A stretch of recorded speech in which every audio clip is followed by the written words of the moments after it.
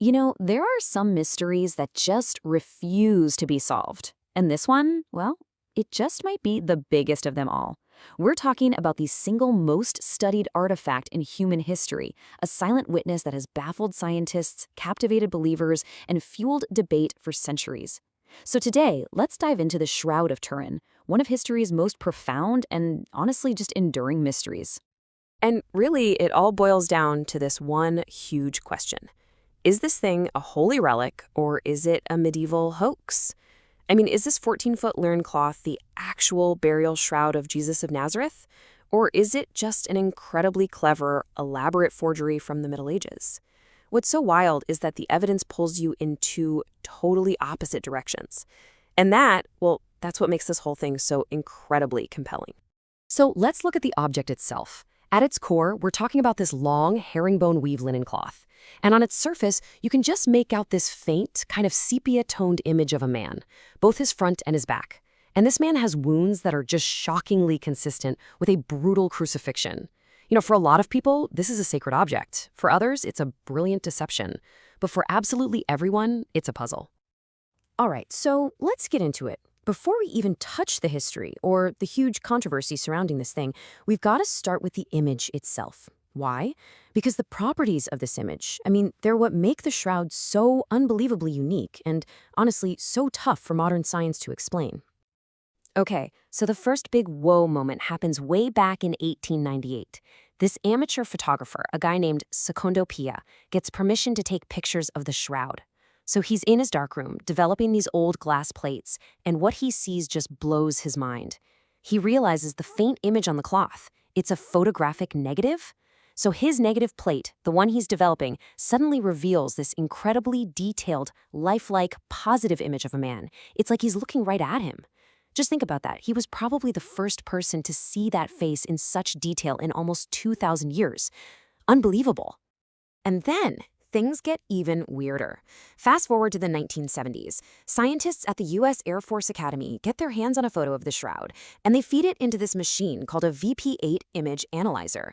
Now, this thing was designed to turn brightness into a 3D map. If you put a normal photo or a painting into it, you just get a distorted mess.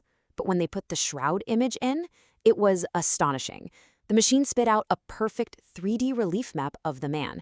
See, the image on the cloth contains actual three-dimensional data. The darker the image, the closer the body was to the cloth. No painting, no photograph we know of can do that. It just shouldn't be possible. And get this, the image isn't made of anything on the cloth. There's no paint, no pigments, no dye, no ink, nothing. It's actually a chemical change, a discoloration of the linen fibers themselves. And here's the crazy part. It is so unbelievably superficial. We're talking a depth of just zero point 0.2 microns. That's affecting only the very, very top microfibers of the thread. You could literally take a razor and just shave the image right off. And to this day, there is no known artistic technique that can replicate that. So who was this man? Well, forensic analysis gives us a surprisingly detailed picture. He was tall for his time, somewhere between 5'10" and 5'11", weighed around 175 pounds. The blood on the cloth, it's real human blood, type AB. And the body is in a state of rigor mortis. But what's really striking are the wounds. It's a gruesome checklist for a Roman crucifixion. Over 100 scourge marks, puncture wounds all over the scalp, like from a crown of thorns, nail wounds through the wrists, not the palms, which is historically accurate, and a big spear wound in his side. Okay, so the image itself is a massive puzzle, right? So now let's switch gears and look at the historical trail. If this thing is really ancient, where has it been for 2,000 years? To figure that out, we have to start connecting some historical dots. So the trail seems to start in Jerusalem around 30 AD. Now, direct proof from that time is, hard to find. But many scholars believe the shroud is actually an artifact that pops up in the history books called the image of Edessa. This was a revered cloth with the face of Jesus on it that appeared in Edessa, Turkey in 544 AD. From there, we can trace it to Constantinople in 944. It was a huge deal there for centuries, right up until it just vanished during the sack of the city in 1204. Then, poof, it reappears over 100 years later in Lorraine, France, and eventually finds its way to Turin, Italy, which is where it is today. And here's where other lines of evidence seem to back up this journey. For instance, botanists have found pollen from 56 different species of plants on the cloth. And when you map them out, it's like a floral itinerary that perfectly matches that path from Jerusalem all the way to Europe, including plants that are unique to Jerusalem and only bloom in the spring. Then you have art history. After 544 AD, the way Jesus is depicted in Byzantine art just suddenly and dramatically changes to look exactly like the face on the shroud. But maybe the most compelling clue is this: the Hungarian Prey manuscript. It's dated to 1195, and it shows Jesus' burial with details that are unique to the shroud. The specific herringbone weave, the body being naked, even these distinctive L-shaped burn holes. And remember, this is over 65 years before the carbon dating says it was even made. So, when you look at all that, the physical and historical evidence for an ancient, authentic relic seems pretty compelling, right? But then, in the late 20th century, the whole investigation took a massive, dramatic turn. It started pointing to a completely different conclusion, and the entire story was about to get flipped on its head. You see, the scientific community decided it was time to settle the age question once and for all. And they were going to use the gold standard of dating to do it. The year was 1988. With the Vatican's permission, a tiny sample was snipped from the corner of the shroud. It was going to be sent off for radiocarbon dating. And the results? Well, the world would have to wait a year to hear them. 3 of the world's top labs, in Oxford, Zurich, and Arizona, all dated their little pieces of the sample. And the verdict? It was unanimous. And for pretty much everyone, it was definitive. The shroud was made sometime between 1260 and 1390 AD. The case was closed. It was a medieval fake. End of story. Or so it seemed. Okay, so if it's a fake, the next question is obvious. How did they do it? Well, the leading skeptical theory is that some brilliant medieval artist created it by pressing the linen cloth over a heated or pigmented sculpture, something called a bas relief. This method could actually explain some of the weird proportions you see in the image, like the really long arms. So yeah, for a while, this seemed like a totally plausible explanation for how a medieval master could have pulled it off. So let's just recap. We've got a medieval date from the world's best labs, and we've got a plausible theory for how it was faked. Case closed, right? Well, not so fast. Because then, investigators started to take a much closer look. Not at the shroud itself, but at the one test that seemed to condemn it.